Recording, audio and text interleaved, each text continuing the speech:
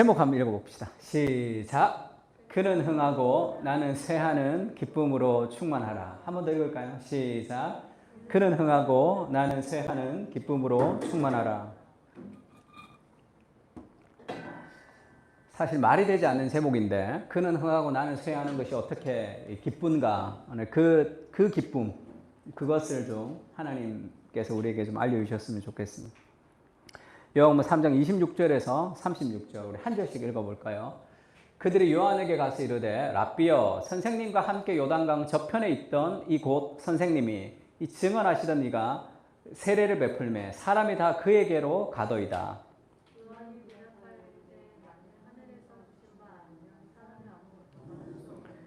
내가 말한 바 나는 그리스도가 아니요 그의 앞에 보내심을 받은 자라고 한 것을 증언할 자는 너희니라.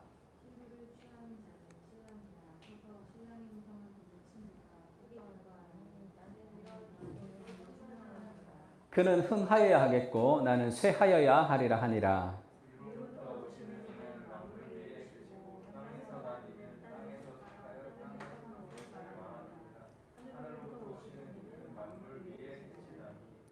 그가 친히 보고 들은 것을 증언하되 그의 증언을 받는 자가 없도다.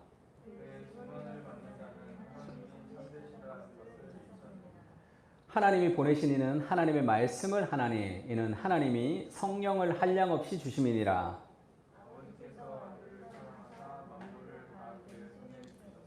36절 같이 읽을까요? 시작. 아들을 믿는 자에게는 영생이 있고 아들에게 순종하지 아니하는 자는 영생을 보지 못하고 도리어 하나님의 진노가 그 위에 머물러 있느니라. 아멘. 한겨레 신문에 이번 주에 제러드 다이아몬드라는 이 교수님이 쓴 인터뷰가 실렸습니다. 총균쇠를 썼던 유명한 미국의 사회학자, 지리학과 교수죠. 이분이 어떤 얘기를 했냐면 2050년까지 이 세계의 문명이 30년 남았다는 거예요. 30년. 그러니까 이 30년 제대로 못 쓰면 지구 전체가 망할 수 있는 그런 시대가 왔다 이렇게 얘기하면서 지금 코로나 시대를 얘기하면서 그런 얘기를 한번 해요. 지금 이 코로나 시대가 위험한 이유는 지금은 개인주의의 시대가 됐죠. 개인주의의 시대. 그래서 이 개인주의의 시대가 됐기 때문에 사람들은 이 자기를 중요하게 생각하는 시대가 됐죠. 그래서 미국에서는 이제 외국에서는 우리나라 코로나 사태를 어떻게 얘기하느냐 하면 이 독재 정권 아래 오래 있었기 때문에 한번 얘기하면 다 잘 듣는다 이렇게 얘기해요. 미국은 지금 마스크 안 써요. 미국 지금 일본 올림픽 할 때도 외국 사람들은 마스크 안 쓰고 막 다닌단 말이에요. 마스크를 쓰는 것이 개인의 자유를 억압한다. 정부가 개인의 자유를 억압한다고 생각해. 그래서 자기의 개별적 자유를 자기가 지킨다는 거죠. 그거를 동양이란 한국이 독재 정권 아래 있었다고 생각하지 않고 이 제라드 다이아몬드는 공동체 정신이 아직 남아있다고 생각하는 거예요. 미국은 공동체 정신이 없는 더 큰 개인주의, 인종적으로도 그렇고 갈등이 있고 더 큰 개인주의가 흐르기 때문에 지금은 굉장히 위험해졌다는 거죠. 그래서 지금 이 시대는 미국이 백신을 미국만 맞는다고 지금 코로나가 없어지지 않는 거죠. 계속 전 세계, 그러니까 전 세계가 한 몸이라고 생각하고 전 세계 사람들이 다 백신을 맞아서 전체가 다 종식이 돼야지만 종식되는 시대인데 그렇지 않다는 거죠. 이 미국만 다 맞으면 된다고 아무리 생각해도 그렇게 되지 않는다는 거예요. 그러니까 인도 변이가 생겼어요. 인도 델타 바이러스 변이가 생겼습니다. 그래서 인도에서 오는 항공기를 다 막아요. 아무 소용이 없다는 거죠. 인도에서 육로로 갈 수 있는 여러 가지 나라가 있죠. 타이로 가든지 다른 나라로 가서 배 타고 홍콩 가서 비행기 타고 오면 그걸 막을 길이 없다는 거예요. 그래서 아프리카의 굉장히 힘든 지역에 그들이 이 위생이 잘 되지 않아서 계속 바이러스가 있다면 전 세계는 함께 멸망하게 된다는 거예요. 그래서 이 개인주의를 버려야지. 공동체주의. 지금은 한국, 미국, 우리나라만 해갖고는 안 되는 시대가 된 거죠. 그게 개인주의가 가지는 피해가 됐다. 피해. 그러면서 자원도 앞으로 한 30년 정도 남았다는 거예요. 우리가 지금 환경을 생각하고 전 세계를 하나라고 생각하지 않으면 굉장히 위험한 시대가 앞으로 올 것이다. 그렇게 얘기했어요. 그러면 뭐가 필요하냐면 이 개인주의라는 것의 그런 피해를 깨닫고 함께 연합하는 정신이 좀 필요합니다. 연합 정신. 그렇지 않으면 문제를 해결할 수 없어요. 나만 잘 살아서 되는 시대가 아니란 말이에요. 그러니까 그런 심각한 시대가 됐다. 이제 그렇게 얘기했죠. 그래서 서로가 공멸하는 거야. 다 죽는 거죠. 그리고 지금 그 미국의 LA에 지금 제러드 다이아몬드가 살 때만 해도 LA에 살 때 3번 폭동이 일어났대요. 아주 가난한 지역에서 3번 정도 폭동이 일어났다고 합니다. 근데 왜 그러냐 하면 지금 빈부의 격차가 엄청나게 크죠. 빈부의 격차가 크고 흑인들은 교육을 잘 받지 않죠. 그래서 점점점 더 이 격차가 커지기 시작하면 이제는 폭동이 일어나는 시대가 될 수도 있다는 거죠. 그래서 그거를 좀 잠재우고 싶어 하는 거죠. 정부들이. 근데 지금 점점 빈익빈 부익부 현상이 일어나죠. 지금 계속 일어난단 말이에요. 우리나라도 위험한 이유가 뭡니까? 지금도 계속 집값이 오르고 무언가 이 격차가 벌어지고 벌어져서 내가 아무리 열심히 일해도 무언가 희망이 없다는 생각들이 자꾸 드는 거죠. 그것이 위험하단 말이에요. 그러니까 이게 왜 이런 현상이 있느냐. 이 개인주의, 능력주의가 되면서 발생하는 서로가 서로를 죽이는 시대가 돼버렸다는 거죠. 그래서 함께 공동체 정신을 회복하지 않으면 굉장히 위험하다 그렇게 진단했습니다. 제가 코로나 진단을 한 것 중에 제일 마음에 들었어요. 그러니까 그런 시대가 됐죠. 마찬가지예요. 오늘 요한복음 3장 26절에 요한이 세례를 줬어요. 요한이 세례를 주고 지난주에서 계속 이어지는데 요한이 세례를 줬을 때 수많은 사람들이 요한의 세례를 받았습니다. 예수님도 요한이 세례를 받았어요. 근데 지금 예수님의 제자들이 세례를 줘. 예수님이 세례를 주는데 요한보다 더 많이 가는 거예요. 옛날에는 요한에게 왔는데 줄 섰는데 이제 예수님에게 세례를 받으러 줄 서니까 이 경쟁이 된단 말이에요. 그래서 그들이 요한에게 가서 이르되 랍비여 선생님과 함께 요단강 저편에 있더니 곧 선생님이 증언하시던 이가 예수님이죠. 세례를 베풀매 사람들이 다 그에게로 가더이다. 이렇게. 그게 별로 좋지 않은 거죠. 내가 남보다 더 잘나야 된단 말이에요. 그러니까 왜 공부하죠? 내가 다른 사람보다 더 뛰어나기 위해서 공부한단 말이에요. 왜죠? 그래서 더 잘 살려고. 그래서 더 행복하려고. 그래서 열심히 노력하죠. 남보다 더 잘하기 위해서.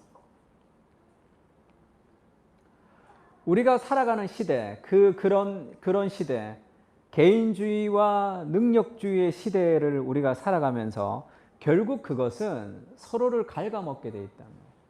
일 중독, 여러 가지 중독, 그렇게 사람들을 서로 갉아먹는 지금 무언가 미친 듯이 잘못된 시대로 막 가고 있단 말이에요.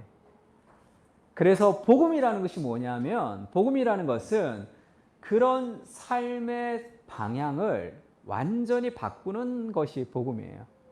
근데 우리가 그 시대 속에 살면서 내가 하나님의 능력과 하나님의 은혜로 내가 더 잘나고 내가 더 잘하겠다고 하면 그 세상의 시스템을 그대로 따르겠다는 뜻이에요.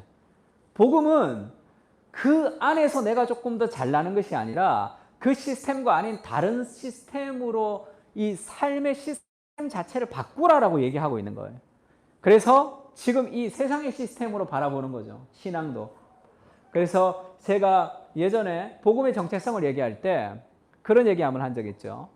김연아와 아사도 마오가 같이 이제 피겨 스케이팅을 한다면 내 앞이 김연아야. 그러니까 잘했어. 그 다음이 이제 그 내가 금메달 따야 되는데 그 다음 사람이 굉장히 잘한단 말이에요. 그럼 그 앞에 한 사람은 그 사람이 실수하기를 바라죠. 나보다 점수가 안 좋기를, 실수하기를 바란다고. 왜? 그래 내가 1등 하니까. 그게 세상적인 정체성이라고 해요. 복음의 정체성은 그 사람이 아름답게 피겨 스케이팅을 타는 그 아름다움 자체를 박수 쳐줄 수 있단 말이에요. 그게 자꾸 나와 비교하고 내가 뭘 해야 되고 하기 때문에 그게 이제 갈등과 시기가 생기는 거고, 그 아름다움 자체는 하나님의 아름다움이에요. 세상에 있는 모든 아름다움 다 하나님의 아름다움입니다. 그래서 그가 하나님의 아름다움을 아름답게 나타내는 그 자체로 박수 쳐주고 기뻐할 수 있는 것, 그게 복음의 정체성이라고 그랬어요. 나의 무엇이 나를 정의하지 않는 거죠. 그래서 지금 요한도 마찬가지죠. 예수님에게 더 많은 사람이 가는데요. 이거 어떻게 된 겁니까? 할 때 왜 지금 내가 하고 있는데 네가 하냐? 지금 그렇게 지금 이 싸워야 될 문제가 아니라는 거죠. 요한이 나는 취하고 그는 흥하여야 되겠다. 그런 다른 방식을 얘기하죠. 팀 켈러가 결혼을 말하다에서도 그렇게 얘기해요. 오늘날의 사람들은 개인주의의 시대가 됐죠. 계몽주의 이후의 개인주의는 개인이 모든 것을 선택하고 내가 내 인생의 자유를 선택할 수 있다는 그런 잘못된 사상이에요. 내가 내 인생을 선택할 수도 없지만 사실 그것, 모든 제약으로부터 자유한 것. 그래서 자아 실현이 가장 큰 삶의 소망이 되고 있습니다. 이게 결혼에는 어떻게 나타나냐 하면 그런 얘기를 해요. 이전에는 결혼이라는 것을 옛날 시대에는 가정을 꾸리는 거라고 생각했어요. 그래서 자녀를 낳고 안정적인 공간을 만드는 것이라고 생각했고, 결혼을 통해서 우리가 부딪히면서 성장한다고 생각했는데, 오늘날의 개인주의는 결혼을 통해서 내가 희생하고 성장하고 자녀를 위해서 희생하고 그런 생각이 별로 없어요. 오늘날의 개인주의는 결혼의 이상은 물러가고 양쪽 당사자의 개인적인 만족을 추구하기 위한 한시적인 계약이라는 새로운 현실이 자리 잡았다는 거예요. 오늘날의 결혼을 왜 하냐 하면 내가 더 성장하기 위해서예요. 내 자아를 더 실현하기 위해서 결혼합니다. 상대방을 만나서. 그러니까 결국 상대방을 만나서 내가 손해보고 싶지는 않은 거야. 내가 희생하고 싶지는 않은 거죠. 상대방을 만나서 내 꿈이 이루어져야 돼. 그것을 더 소중하게 생각하는 거죠. 그래서 이런 잘못된 개인주의적인 결혼관은 어떤 양상을 낳냐면 완벽한 파트너를 찾아요. 좋은 파트너. 그래서 아주 몸짱에 지적이고 아주 성품이 좋은, 돈 많은 그런 사람을 자꾸 찾는단 말이에요. 그러니까 그런 사람을 찾으니까 또 TV에서 그런 사람들을 보여주죠. TV에서 연애 프로그램에 짝짓기 할 때 나오는 사람들의 직업군을 보라고. 어떤 사람이 나오냐. 그냥 밭에서 농사 짓는 사람 나오지가 않죠. 얼굴도 좀 생겼는데 직업이 조금 더 괜찮은 사람들끼리 나와서 선남 선녀가 나와서 좋은 집에서 좋은 곳에서 좋은 거 먹으면서 데이트하는 것들 자꾸 나오잖아. 잘못된 환상들을 자꾸 심어주는 거죠. 그래서 완벽한 파트너를 찾기 때문에 내가 완벽하지 않거든. 그래서 대부분의 사람들은 그런 개인주의적 결혼관을 가지기 때문에 결혼을 어려워해요. 결혼을 어려워하면서 비관적인 이상주의는 있는데 결국 비관적이죠. 내가 그렇지 못하고 상대방도 그렇지 못하니까. 그러니까 늘 결혼 안에서 수많은 갈등들이 있는 요소들이 잘못된 결혼관을 바탕으로 출발하기 때문에 시작하는 것이다, 이렇게 얘기했어요. 그래서 자기 만족, 개인주의, 이 시대가 주는 문화 내러티브를 향해서 따라 살아가는 것 자체는 결국 공멸이 와요. 공멸. 결국은 그것이 우리에게 좋지 못한 길을 가지게 된다는 거예요. 제가 저희 아들과도 얘기하고 막 그런 요즘 이제 진로에 대해서도 얘기 많이 하는데, 이제 뭐 성경을 열심히 가르쳐야 되겠다. 뭐 저희 아내가 이제 방학 때 성경을 좀 가르치라 그래서 이제 성경 공부도 하고 책도 보고 좀 그러려고 하는데, 제가 늘 얘기하는 게 있어요. 내가 뭐 하고 싶은 것, 내가 뭐 생각하는 것 여러 가지가 있단 말이에요. 근데 그것은 내가 태어나면서 가지고 온 생각이 아니죠. 그러면 하나님의 말씀이 아닌 다른 무엇을 내가 하고 싶고 내가 뭘 하고 싶은 것이 있다면 그 생각이 어디로부터 왔는지를 추적해 봐야 될까요? 내가 하고 싶은 것, 내가 살고 싶은 것, 내가 어떤 것이 있다면 그것이 어디로부터 왔는지를 파악해야 되는 거죠. 그게 문화라는 여러 가지 것들이 우리에게 스며들어서 생긴 하나의 상입니다. 그것은 결국 우리를 참된 행복으로 이끌어가지 못한다는 것이 성경이 말하는 결론이죠. 마치 참된 행복이 있을 것 같지만 동산 중앙에 있는 나무의 실과를 먹지 말라고 하더냐. 그것을 먹는 것이 너의 삶의 자유인 것처럼 생각하지만 그렇게 먹고 나면 결국은 내가 속았다는 것을 알게 되는 거죠. 그래서 우리가 이런 시대 앞에 다른 삶의 방식을 살아가는 거예요. 요한이 얘기합니다. 만일 하늘에서 주신 바가 아니면 사람이 아무것도 받을 수 없느니라. 내가 말한 바 나는 그리스도가 아니요 그의 앞에 보내심을 받은 자라고 한 것을 증언할 자는 너희니라. 신부를 취하는 자는 신랑이나 서서 신랑의 음성을 듣는 친구가 크게 기뻐하나니 나는 이러한 기쁨으로 충만하였노라. 그는 흥하여야 하겠고 나는 쇠하여야 하리라. 그는 흥하여야 하겠고 나는 쇠하여야 하리라. 그것이 하나님 앞에 내 인생을 드리고 하나님 앞에 헌신하는 것이 하나님이 기뻐하는 일이기 때문에 내가 하고 싶지 않지만 억지로 순종하는 것이 아니라 지금 그는 흥하고 나는 쇠하여야 되는 이것이 기쁨의 충만으로 이루어지는 일이다. 지금 그렇게 얘기하는 거죠. 그래서 지금 예수님이 이 땅에 오셔서 선포했던 하나님의 나라는 기존에 있는 질서를 조금 바꾸는 정도가 아니에요. 기존에 있는 종교 지도자들을 조금 설득해서 기존에 있는 유대교에서 조금 뭔가 새롭게 하는 게 아니잖아. 물을 포도주로 바꿔버리죠. 그 물이라는 것은 유대인의 정결 의식이란 말이에요. 그 다음에 니고데모라는 사람은 유대인의 율법학자죠. 그것을 조금 개선하는 것이 아니라 완전히 새로운 나라, 물과 성령으로 거듭나지 않으면 하나님의 나라를 다시 볼 수 없다. 완전히 새로운 나라, 새로운 질서, 새로운 판, 새로운 시대를 지금 예수님이 여신 거예요. 완전 새 것이 왔단 말이에요.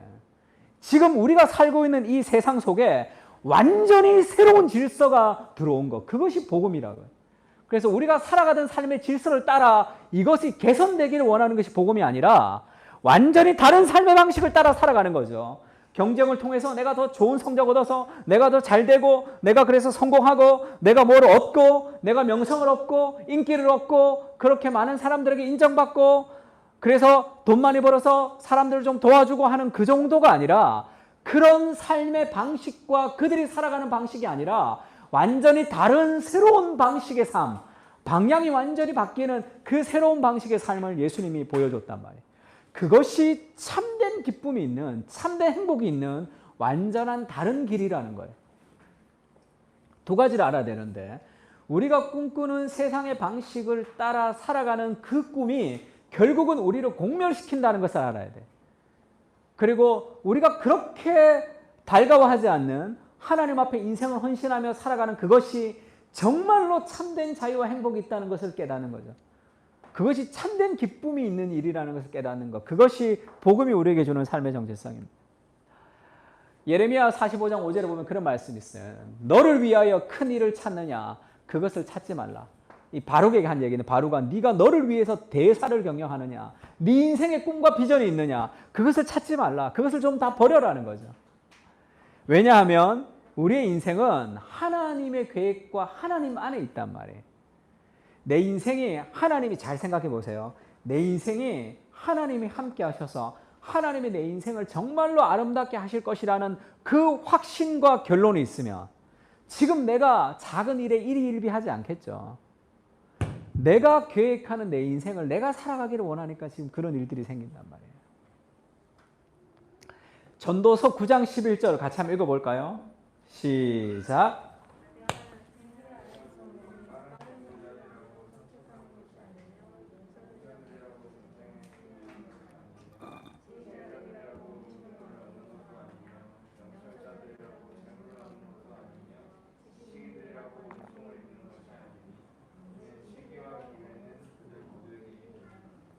인생을 살아보면 알아요. 애들은 공부 잘하면 인생이 좋을 줄 알지만 인생을 살아보면 내가 해아래를 살펴보니 이 전도자가 인생을 깊이 봤더니 빠른 경주자들이 1등 하는 것도 아니더라.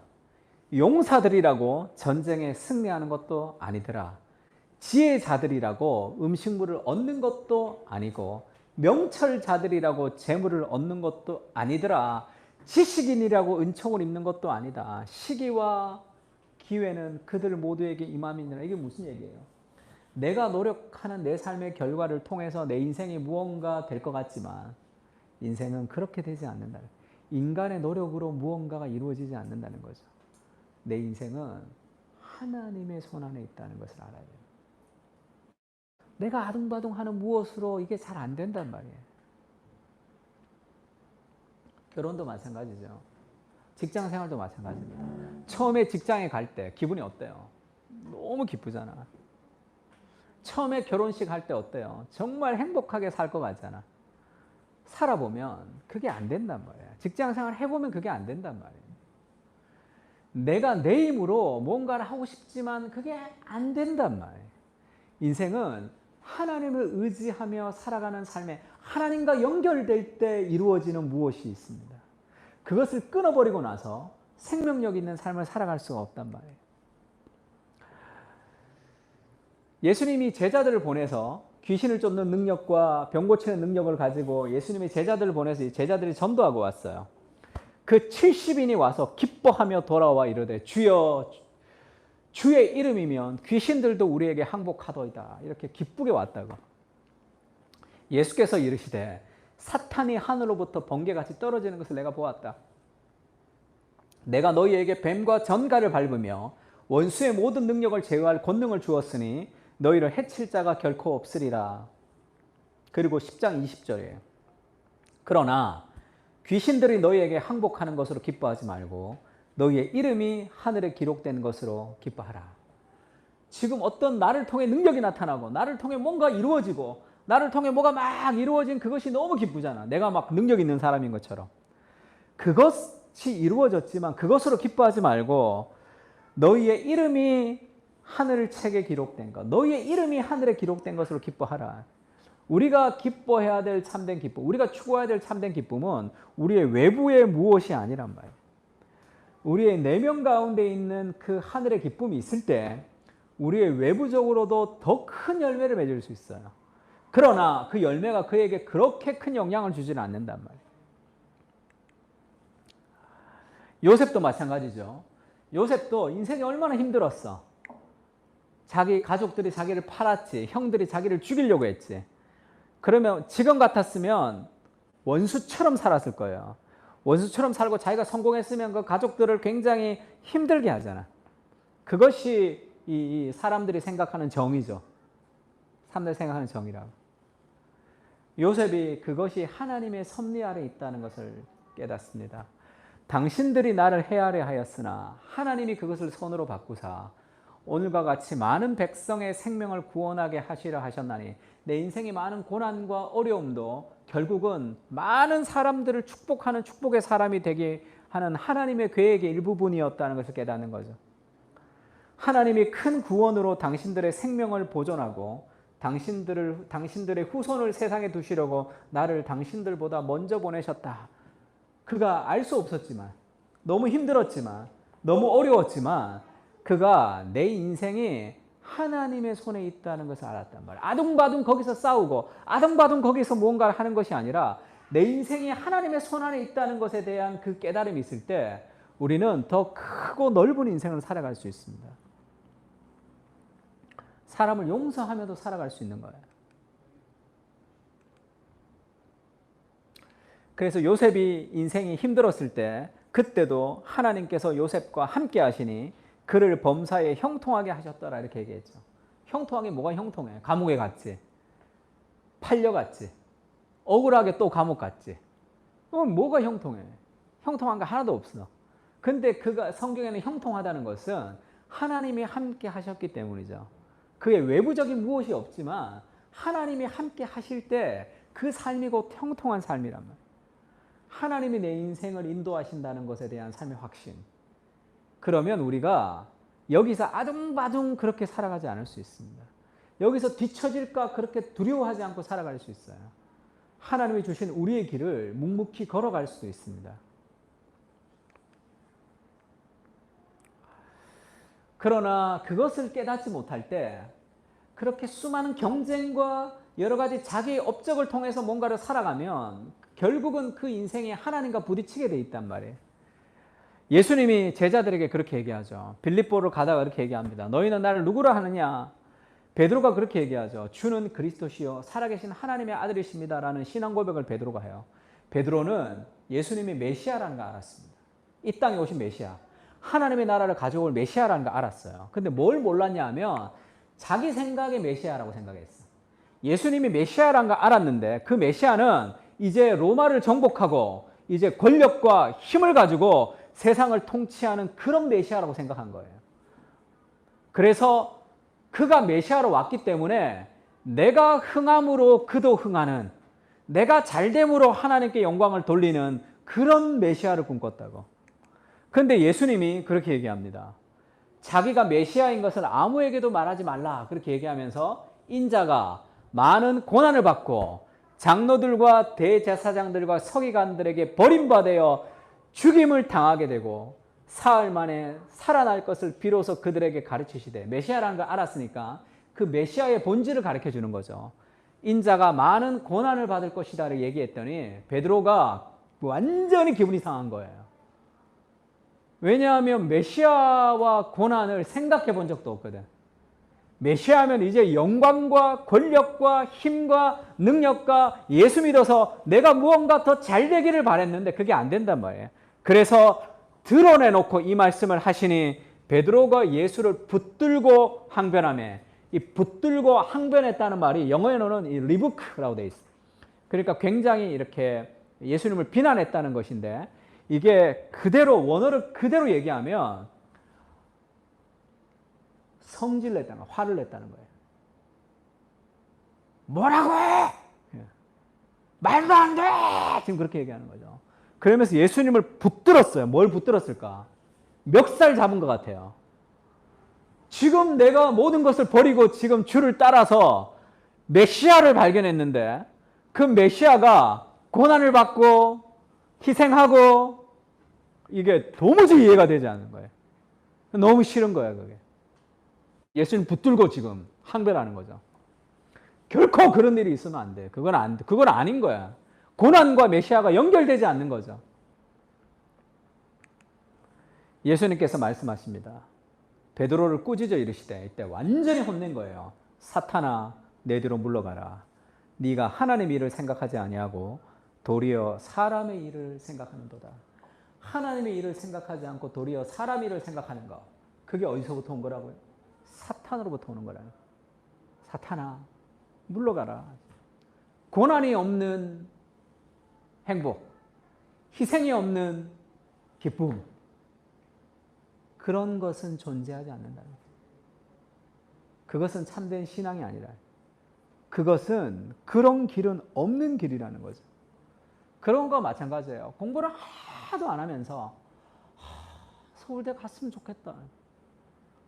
서울대 갔으면 좋겠다. 아무리 간절히 소망해도 그런 일은 이루어지지 않는 거죠. 무리와 제자들을 불러요. 예수님이 얘기하십니다. 누구든지 나를 따라오려거든 자기를 부인하고 자기의 십자가를 지고 나를 따를 것이라. 지금 이 메시아와 영광의 길이 아니라 자기를 부인하는 길이다. 예수를 믿는다는 것은 다른 삶의 방식이라는 거예요. 누구든지 자기 목숨을 구원하고자 하면 잃을 것이요, 누구든지 나와 복음을 위하여 자기 목숨을 잃으면 구원하리라. 자기 목숨을 구원하고자 하면 내 인생, 나에게 집중해서 무언가 나의 성취, 그것을 추구하면 그걸 잃어버려요. 그것은 거기에 있지 않습니다. 내가 성공하고자 하는 이유가 뭡니까? 성공이 목적이 아니에요. 성공을 통해서 얻고 싶어하는 무엇이 있단 말이에요.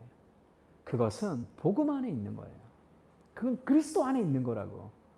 그리스도 안에서 그거를 누리고 복음 안에서, 그러면서 내가 하는 모든 일들을 통해서 그것이 성공이나 실패냐 그게 그렇게 중요하지 않게 됩니다. 내 삶에서 그걸 누리고 있단 말이에요. 그 길을 가는 거죠. 만일 사람이 온 천하를 얻고도 자기 목숨을 잃으면 무엇이 유익하리요? 이게 무슨 얘기예요? 천하를 얻는 것, 나의 직업적인 성공, 그 다음에 나의 커리어, 그 다음에 내가 사람들에게 인정받는 것, 내가 많은 부자가 되는 것, 그렇게 나의 외부적인 무엇을 통해서 뭔가를 얻어도 그것은 아무 의미가 없다는 거죠. 왜냐하면 복음이라는 것은 다른 삶의 방식, 거꾸로의 나라, 다르게 살아가는 거예요. 완전 다른 삶의 방식으로 우리를 바꾸어가는 거죠.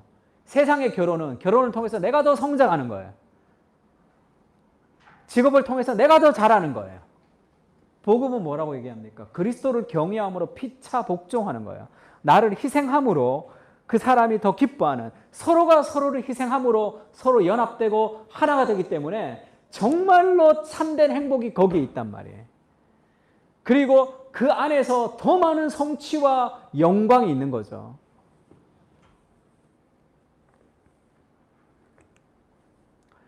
순전한 기독교, 우리가 이제 제자훈련할 때 읽었는데 제일 마지막 파트에 그런 말이 있어요. 마지막 파트에서 지금 우리가 애쓰고 있는 일은 이른바 자아를 지키면서 개인의 행복을 최고 목표로 삼는 동시에 선량해지는 것입니다. 그러니까 인생이 목표로 삼는 것, 내 자아를 지키고 내가 원하는 삶을 살아가면서, 그래서 최고로 내가 원하는 것을 살면서 나는 도덕적으로도 참 괜찮은 사람이 되는 거, 내가 거룩한 사람이 되는 거죠. 내가 신앙적으로도 아주 거룩해지면서 나는 아주 성공하며 잘 살고 싶은 그것을 꿈꾼다는 거예요, 사람들이. 자신의 생각과 마음대로 하면서 돈, 쾌락, 야망에 빠지면서 동시에 정직하고 순결하며 겸손한 사람이 되기를 바라는 것이지요. 그리스도는 결코 이렇게 할 수 없다고 정확하게 경고하시는 거죠. 지금 우리가 생각하는 게 그거잖아. 내가 흥함으로 예수님이 흥해지는 것, 그가 흥함으로 내가 쇠하는 것이 아니라, 그것이 기쁜 게 아니라 내가 흥함으로 하나님이 흥해지는 거죠. 내가 영화배우라면 대종상 주연을 함으로 내가 그 자리에서 하나님께 영광을 돌립니다라는 것을 통해서 하나님께 영광을 돌아가는 것, 그것이 우리가 꿈꾸는 삶이죠. 그렇지가 않다. 그렇지가 않고 하나님이 원하시는 거룩이라는 것은 그렇지가 않다는 거예요. 그것은 있을 수 없는 일을 생각하고 있다는 거예요. 그 방식으로 따라가면서 거룩이라는 것은 있을 수 없는 방식이라는 거예요. 그러면서 C.S. 그렇게 얘기합니다. 우리가 자기 자신이라고 부르는 것에서 벗어나면 벗어날수록, 그분께 자신을 드리면 드릴수록 그만큼 우리는 진정으로 자기다워집니다. 정말 내가 있단 말이에요. 정말 나는 여기서 찾는 게 아니에요. 나의 성취, 여기서 찾으려고 하기 때문에 개인주의, 능력주의 속에서 내가 더 잘되고 내가 다른 사람보다 더 이기고 그것을 통해서 나를 찾고 싶어 한다고. 근데 나는 거기서 찾을 수 있는 게 아니라 정말 나는 하나님과 연결될 때, 그때 내가 정말 나를 발견할 수 있단 말이야. 그래서 자기 자신이라고 부르는 것에서 벗어나면 벗어날수록, 자신을 하나님께 드리면 드릴수록 그만큼 자기다워지는 거죠. 우리의 진정한 자아는 그리스도 안에서 우리를 기다리고 있다고 할 수 있습니다. 너무 멋진 말이죠. 우리의 진정한 자아는 그리스도 안에서 우리를 기다리고 있는 거예요. 그리스도 안에 내가 있다고. 정말 내가 그 하나님과 연결될 때 정말 나를 만나는 거죠. 그 하나님과 분리되면서 정말 나를 모르니까 끊임없는 개인주의와 능력주의 그 시대 속에 살아가서 그 속에 들어가서 그 속에서 무언가를 이루려고 하니까 늘 불만과 불평과 한숨과 어려움 속에서 계속 신앙생활을 하고 있는 거랍니다. 하나님이 나 좀 안 도와주고 하나님이 돈 좀 안 주신다고 그런 삶의 방식을 고수하며 살아가는 거죠. 우리의 진정한 자아는 그리스도 안에 있다. 그걸 발견하라는 거죠. 예수님이. 복음이라는 게 그걸 발견하는 거잖아. 그리스도 없이 나 자신이 되려고 아무리 노력해봐도 소용이 없다는 거죠. 그래서 지금 자기가 쇠하는 이게 뭐냐 하면, 나를 찾고자, 내 안에서 나를 찾고자 했던 그 외부적인 그것을 다 버린다는 거예요. 마틴 로이드 존스 목사님이 그렇게 얘기했죠. 정말로 겸손한 사람은 자기를 별로 생각 안 해요. 근데 누군가를 만나면서 내가 이 사람에게 어떻게 보일까를 자꾸 생각해 본다고 그래 봐. 그 자기중심성이죠. 그걸 버리지 못하면 겸손할 수 없어요. 늘 이 사람 만나면서 내가 이 사람한테 어떻게 보일까? 겸손하게 보여야 되는데 이렇게 겸손하게 보여야 되는데, 그러면 겸손해질 수 없죠. 교만해지죠. 자기에게 집중하니까. 정말 겸손한 사람은 그런 생각 자체를 안 해.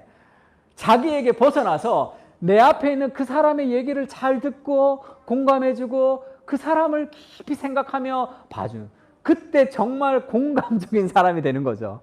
정말 겸손한 사람은 내가 남한테 어떻게 보일까라는 자기를 잊어버린다고. 그냥 그 사람, 그게 참된 영성이죠. 하나님 앞에 자기를 발견할 때 나를 그렇게 생각 많이 하지 않습니다. 왜냐하면 하나님 앞에 내가 만족한 존재, 하나님 앞에 내가 사랑받는 존재라는 것을 깨닫는 거죠. 그렇지 않으면 내가 나를 보면 어떻게 돼요? 나 부족하잖아. 나 부족하잖아. 내가 목사인데 이것도 못하고 저것도 못하고 늘 부족하다고. 그러니까 끊임없이 나를 몰아쳐야 되겠죠. 더 노력해야 돼. 더 열심히 해야 돼. 막 열심히 해서 더 좋은 목사가 돼야 돼. 그러면 인생 말라 비틀어지는 거예요. 하나님의 일을 하면서 계속 쫓기는 삶을 살아간다고. 누리지를 못하는 거죠. 나는 부족하지만 하나님이 나를 얼마나 사랑하시는지에 대한 그것이 나라고. 그래서 부족한 나를 통해서 하나님이 일하신다는 그 감사와 그 감격이 있을 때 더 열심히 일할 수 있습니다. 그러나 그것이 불안하지 않아요. 나를 쫓기지가 않는다고. 신부를 취하는 것은 신랑이나 신랑의 친구가 그 옆에서 기뻐하는 것 같은 그 기쁨의 충만으로 자기를 잃어버리는 참된 기쁨을 누린단 말이에요. 그러면서 부족한 인생을 통해서 일하시는 하나님에 대한 감사와 감격이 큰 거죠. 그러면 더 열심히 일할 수 있습니다. 그리고 더 많은 성취를 이룰 수도 있고 하나님이 그를 통해서 더 많은 역사를 이룰 수도 있어요. 그러나 그에게 그것은 아무런 의미가 없어요. 더 많은 일을 하거나 더 유명해지거나 더 알려지거나 더 큰 성취를 하거나 그것은 그에게 큰 관심도 없습니다. 왜냐하면 그것을 통해서 얻고자 하는 것을 복음 안에서 이미 얻었잖아. 하나님 앞에 사랑스러운 이 죽을 수밖에 없는 나를 용서해 주시고 그 하나님이 나를 사랑해 주시는 그 사랑 안에서 내가 다 채워졌단 말이에요. 자기가 쇠하는 기쁨이 있는 거죠. 자기가 쇠하는 기쁨이 있어요. 하나님이 나를 용서해 주셨다는 그 끊임없는 용서의 확신은 다른 사람에게 대한 관대함으로 나타날 수밖에 없겠죠. 저거 나한테 이렇게 얘기해서 막 밤에 잠을 못 자고 내가 막 그 사람 막 계속 미워하고 그렇게 복수하며 이기며 승리하며 살아가는 방식이 아니라 하나님의 은혜를 경험할 때 우리가 은혜를 베풀어 갈 수도 있습니다. 그것은 더 큰 기쁨을 우리에게 주는 거예요. 스캇 솔즈라는 사람이 있어요. 리더의 눈물이라는 책을 썼는데 이 스캇 솔즈라는 사람이 스캇 솔즈 책을 다 줬습니다. 온유함으로 답하다, 뭐 선밖의 예수, 선안의 예수. 지금 리더의 눈물이라는 책을 썼는데 이 스캇 솔즈가 누구냐 하면 그 팀 켈러 목사님 밑에 부목사로 있었어요. 그러니까 그 소그룹 전문가였는데 팀 켈러 목사님이 스캇 솔즈를 스카우트해 왔습니다. 우리 교회가 지금 막 부흥하려고 하는데 소그룹이 아직 정비가 안 돼서 스캇 솔즈 목사님을 데리고 와서 이 리디머 교회 소그룹을 정비했어요. 그 소그룹을 아주 잘 정비해서 이 리디머 교회가 아주 건강하게 성장했습니다. 그리고 팀 켈러 목사님이 은퇴할 때 교회를 4개로 나눴어요. 그때 담임 목사 후보로 뽑혀가지고 4개의 교회로 나눌 때 그 4개의 교회를 맡는 4명의 목사로 선발이 됐어요. 그래서 이제 팀 켈러 목사가 은퇴하면 리디머 교회 그 4개의 교회 중에 하나를 이제 맡아서 사역을 하기로 되어 있습니다. 근데 이제 그 은퇴하기 직전에 뭐 여러 가지 문제가 좀 생기면서 4개에서 3개로 줄어들었어요. 3개로 만들자 그랬습니다. 그러면 4명 중에 1명이 그걸 그만둬야 되잖아. 근데 자기가 팀 켈러를 이어받아 그 리디머 교회에 쉽게 얘기하면 2대 목사가 되는 거잖아요. 그것에 대한 자부심이 너무 컸던 거야. 그리고 내가 와서 이 교회에 와서 이룬 그 성과가 너무 큰 거죠. 그리고 그것에 대한 그 너무 기대가 있었는데 그것을 포기해야 돼. 한 명은 포기해야 되는데 그것을 자기가 포기할 때 가지는 그런 어마어마하게 힘들었다는 거죠. 그러면서 자기가 깨달았던 거야. 자기 안에 얼마나 더러운 욕망으로 사로잡혀 있었는지. 그래서 그 어느 날 그 티벳을 이렇게 물에 넣어서 이렇게 해서 우리가 뭐 녹차도 마시고 마시잖아요. 티벳을 이렇게 넣으면 뜨거운 물에 그 안에 있는 것이 흘러나오듯이 인생의 위기 앞에 자기 안에 있는 게 다 흘러나왔다는 거죠. 나의 야망, 나의 욕망, 하나님이 원하시는 것이 무엇인지는 분명하지만 내가 그게 되고 싶은 거죠. 왜? 그 뉴욕의 리디머 교회 그 이름 있는 목사가 되고 싶단 말이에요. 그거를 내려놓을 때 정말로 고통스러웠다는 거예요. 그러면서 지금은 내슈빌에 있는 장로교회, 지금 내슈빌에 있는 그 장로교회에 부임해서 거기가 엄청나게 건강하게 폭발적으로 성장하는 그런 미국의 주목받는 교회에 지금 목회자가 됐습니다. 그러면서 스캇 솔저가 그렇게 얘기해요. 지금 내슈빌 장로교회에 정말로 부흥의 역사가 일어나고 있고, 그리고 자기 딸들과 아내들도 굉장히 건강하고 자기도 훨씬 더 좋아졌는데 이제는 그것은 아무런 자기 삶의 큰 가치가 아니라는 거죠. 내가 거기서 포기했기 때문에 하나님이 이런 이 부흥을 주셨다. 그것도 문제가 있는 영성이란 말이에요. 그것도 자기의 정체성을 자기 외부에 두는 거예요. 이제 그것은 그렇게 큰 관심이 아니에요. 이 내슈빌 장로교회가 부흥하는 것, 잘 되는 것, 그것이 아니라 그가 하나님의 그 복음이 그에게 주는 삶의 그 기쁨, 그것이 자기를 이끌어가는 거죠. 이게 자유란 말이에요. 더 큰 기쁨이 있죠. 나를 쇠하면서, 나를 부인하면서, 나를 덜 생각하지만 가지는 더 큰 자유와 기쁨이 있습니다.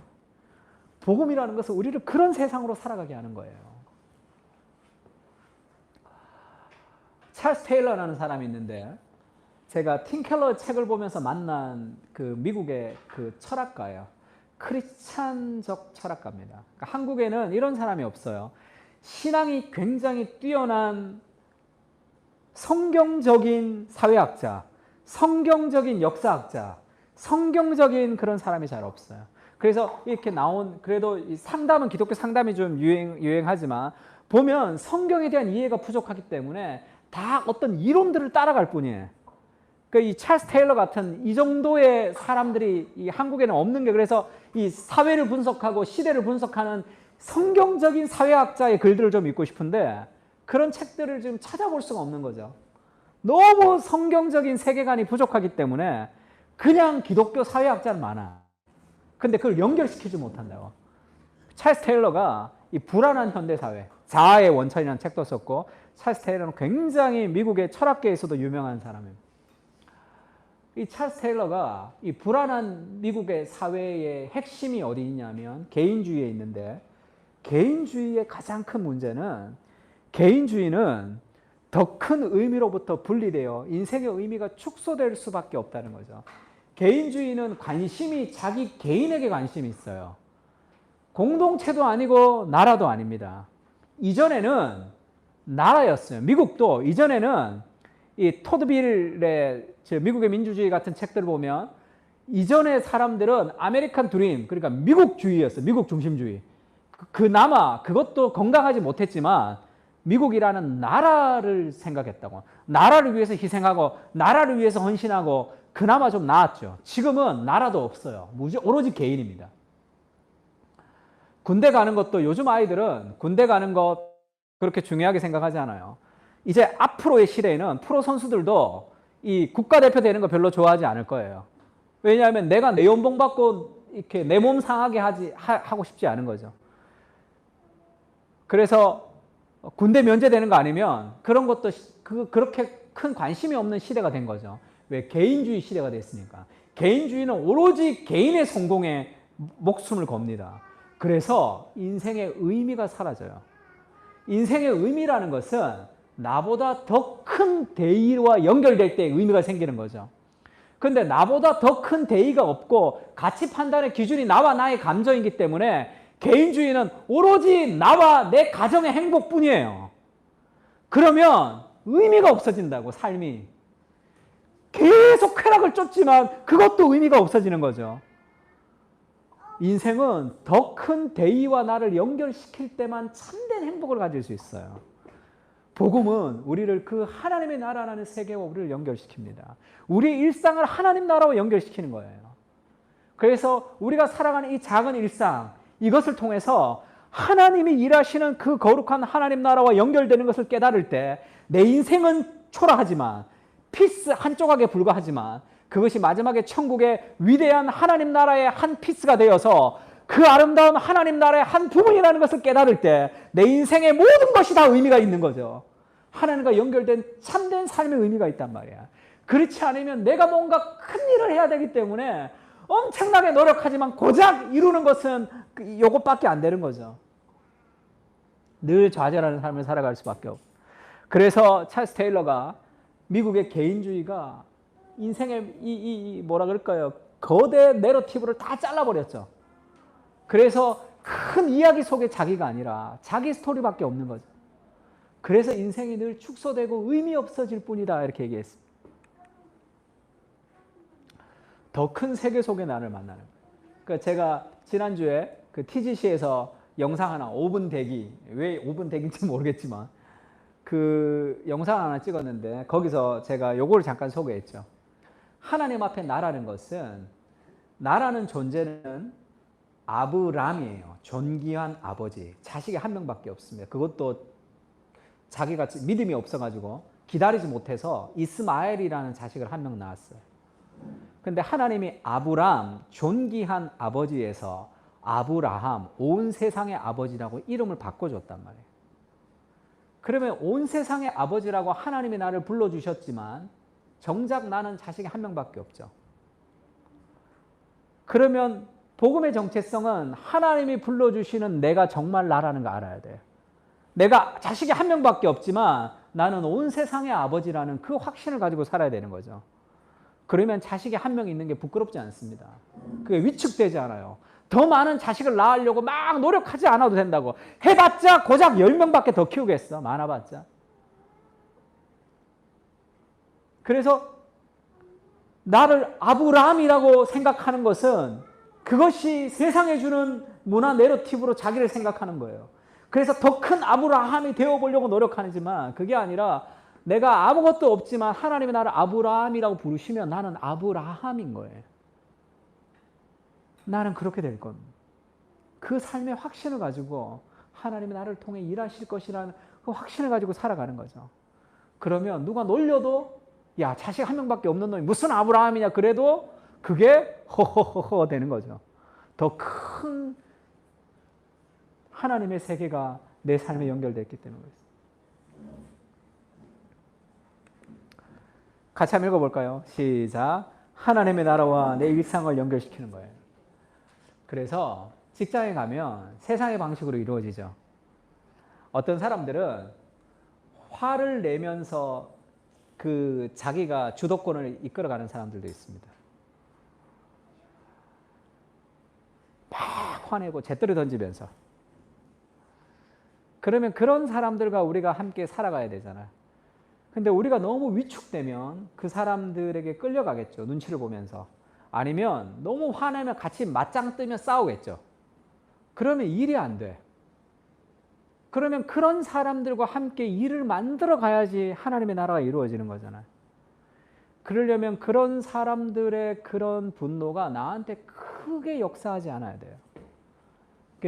하나님 안에서의 정체성을 가지고 있을 때 그게 그렇게 큰 영향을 주지 않습니다. 그러면 그의 잘못된 행동 앞에서 나는 내 일을 꾸준히 해나갈 수 있는 거예요. 지속적으로. 그러면서 함께 연합해서 하나님의 일을 만들어 가야 되는 거죠. 가정도 마찬가지입니다. 가정도 죄인들끼리 모여가지고 서로 자기 중심성을 가지고 계속 부딪히잖아. 이 가정이 건강한 하나님 나라가 되려면 그것은 하나님의 은혜를 베풀어주는 삶의 희생을 통해서 내가 그것을 만들어가는 기쁨이 있어야 돼요. 그래서 다친 사람이 있는데 내가 건강한 내가 가면 그 다친 사람을 도와주면서 그것이 회복되는 기쁨이 있듯이 내가 왜 땀 흘리면서 그 사람 업고 가야 돼 이런 생각 안 하잖아요. 내가 힘이 서서 가서 다친 사람을 도와주는 기쁨이 있듯이 직장에서 뭔가 좋지 않은 것, 직장에서 뭔가 마음에 들지 않는 것 있으면 내가 가서 그것을 하나님 나라로 만들어가는 그 기쁨, 그 거꾸로의 나라가 있는 거예요. 그때 인생은 익사이팅하다고. 매일매일의 삶이. 다른 사람과 말하지 않고 아주 성격이 더러운 사람에게 함께 식사도 하면서 같이 대화하면서 그와의 관계를 회복해 나가가는 것. 교회 안에서 서로 사랑하면서 하나님 나라를 만들어가는 것. 내 삶의 일상이 하나님 나라를 만들어가는 삶의 과정이라는 것을 깨달을 때 누리는 기쁨과 모험이 있는 거예요.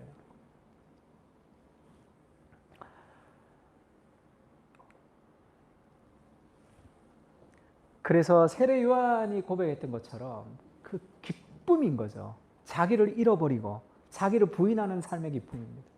그래서 오늘 말씀 그대로 그는 흥하고 나는 쇠하는, 하나님이 흥했으면 좋겠고 나는 쇠하는 그 기쁨이 우리에게 있는, 자기를 잃어버리는 기쁨이 있는 그런 삶을 살았으면 좋겠습니다.